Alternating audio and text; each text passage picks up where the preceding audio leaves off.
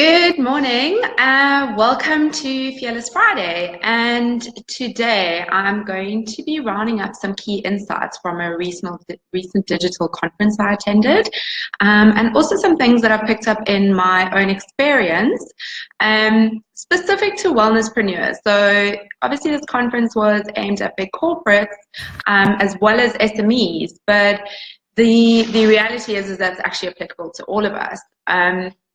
So just a couple of stats to go through at the moment, because there's a buzzword around digital marketing and being online, but I don't think a lot of people realize the importance of it. So people are going onto online channels up to 15 times a day, if not more. That's an average. That is massive. By the end of the week, you're spending a whole working day being on social media. And there's about 3.3 million posts that are going up on Facebook every 60 seconds. So this is massive. How do you cut through all of that noise and speak to the right people? It's quite overwhelming. So the three topics I'm going to discuss today is, the first is all about, there's this buzzword about customer-centric content, and content is king, and all these things we hear about. But what is I'll call it client-centric content? Basically, people don't want to see things that they are not interested in. On your social media platforms and online, you don't want to be spammed with things that are of no interest to you. So your content that you are putting out there needs to be relevant to the person that's seeing it. And the only way to really establish this is to ask people what they want. You need to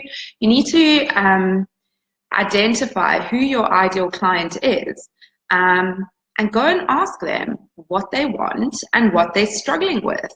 There's no point in throwing out heaps of content that's not actually solving a problem for anybody.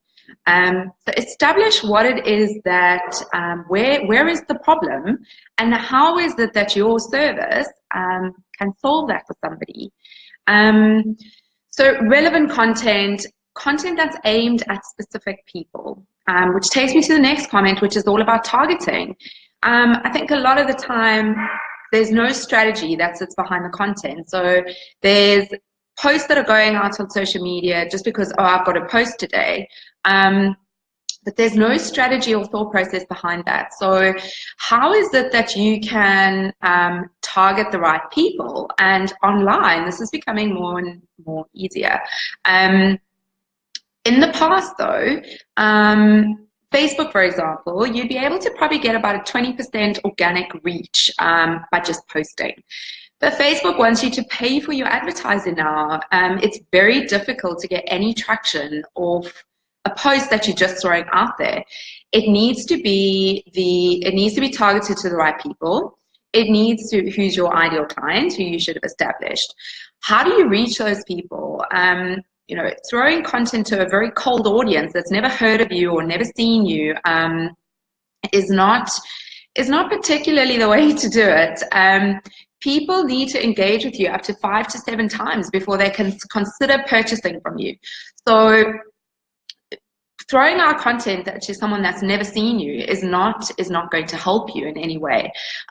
You want to be talking to warm audiences, people that have maybe visited your Facebook page, visited your website, and you can create these audiences or lookalike audiences on Facebook, for example, and obviously Facebook and Instagram are connected now.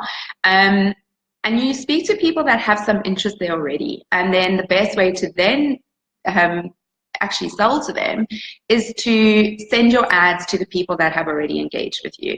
So as I mentioned, 5 to 7 times is a lot of time. That could be then through a phone call, through an email sequence that you're sending them to them through your sales funnel. So targeting is very important. Speak to the right people with the right information that they are looking for. Be very specific. Drill right down to what it is that people need and that you can solve for them. What is their struggle? How can you solve it? Go speak to those people. The last point that I want to make is mobile. And I'm guilty of this. Mobile is so important.